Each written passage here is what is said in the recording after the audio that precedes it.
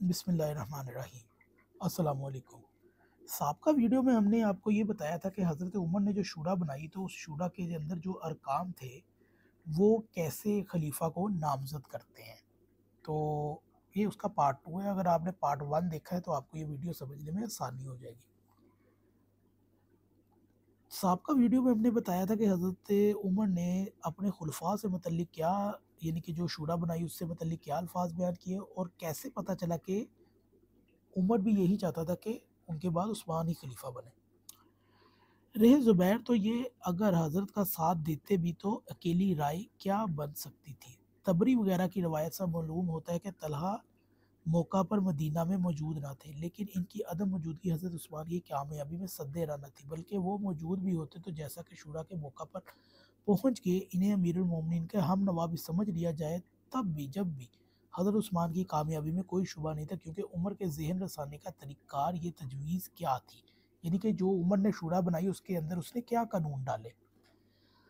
अगर 3 एक पर और 3 एक पर रज़ामंद हो जाए, यानी कि 7 लोगों की शूरा बनाई और अपने बेटे अब्दुल्ला इब्न उमर को शूरा के अंदर नहीं डाला, लेकिन उसकी रज़ामंदी लाज़मी डाली।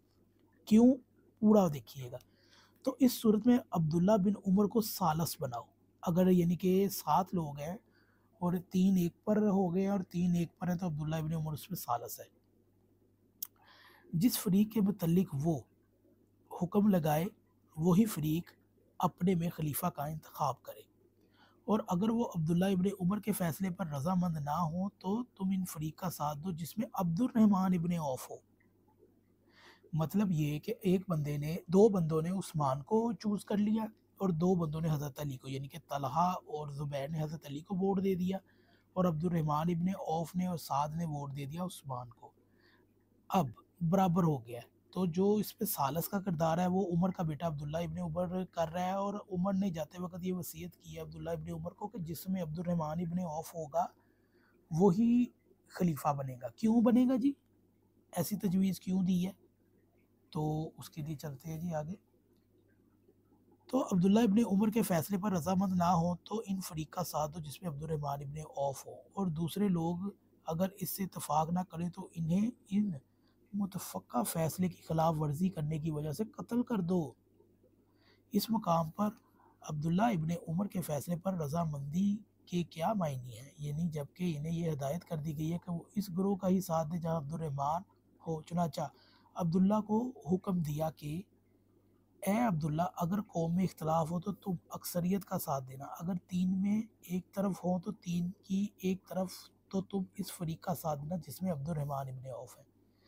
इस फ़हमाइश से अक्सरियत की हमनवाई से भी यही मुराद है कि अब्दुर्रहमान इब्न औफ़ का साथ दिया जाए, क्योंकि दूसरी तरफ अक्सरियत हो ही क्यों कर सकती है जबकि अबू तला अंसारी की ज़ेर क़यादत 50 खूंखार तलवारों को हिज़्ब मुखालफ के सरों पर मुसल्लत करके अब्दुर्रहमान के इशारे चश्म पर आबरू पर झुकने के लिए मजबूर कर दिया था।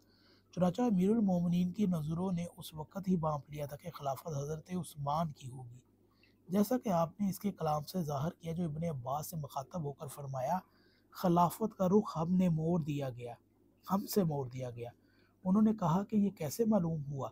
फरमाया कि मेरे साथ उस्मान को भी लगा दिया है, और ये कहा कि अक्सरियत का साथ दो, और अगर 2 एक पर और 2 एक पर रज़ामंद हो तो तुम इनका साथ दो जिनमें अब्दुर्रहमान इब्न औफ़ हो। चुनांचे साद को अपने चचेरे भाई अब्दुर्रहमान इब्न औफ़ का साथ देगा।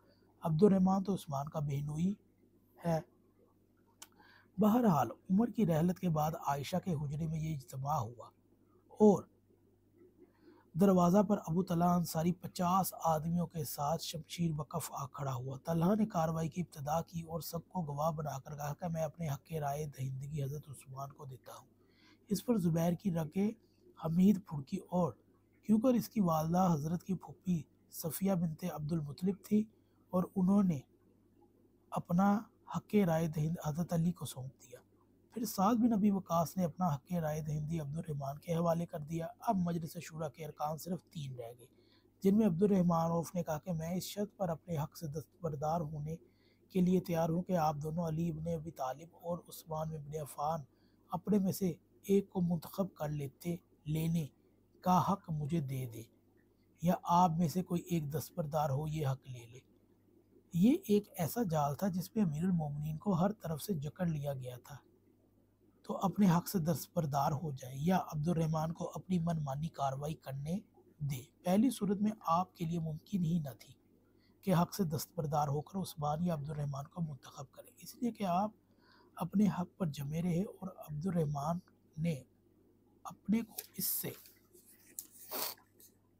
अलग करके ये इख्तियार संभाल लिया। अमीरुल मोमिनीन से मुखातब होकर